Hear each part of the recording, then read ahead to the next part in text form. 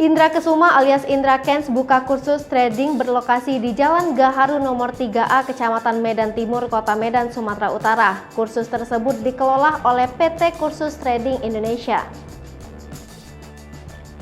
Di dalam websitenya www.kursustrading.com diketahui kursus trading itu telah membawa sekitar 130.000 orang mendapatkan profit. Ada 20.000 orang sedang mendaftarkan diri dan 5.000 orang member aktif.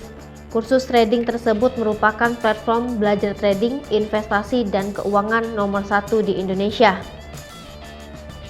Mentor profesionalnya adalah Indra Kesuma, Rio Irlin, dan Setiawan Mulia.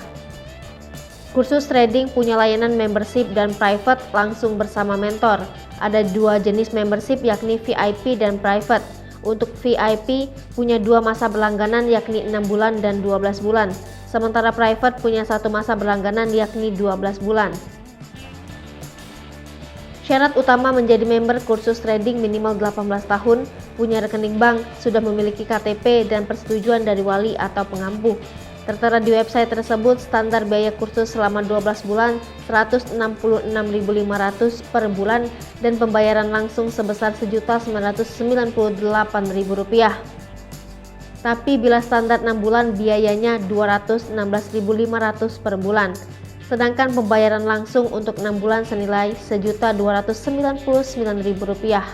Anehnya, kini website tersebut tidak lagi menyediakan kelas online serta kelas rekaman.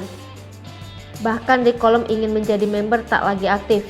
Berangkat dari hal tersebut, tim dari tribunmedan.com mencoba mendatangi lokasi kursus Indra Kents untuk menanyakan langsung pada Sabtu 5 Maret 2022 lalu. Terlihat gerbang kursus tersebut terbuka sedikit.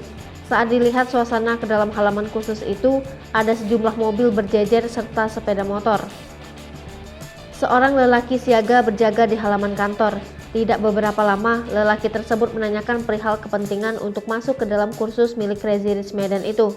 Saat ditanya apakah kursus trading itu masih buka, lelaki itu menjawab tidak lagi. Keterangan lelaki itu pun coba dikonfirmasi kepada pihak HRD kursus trading Indra Kents bernama Margery Levina.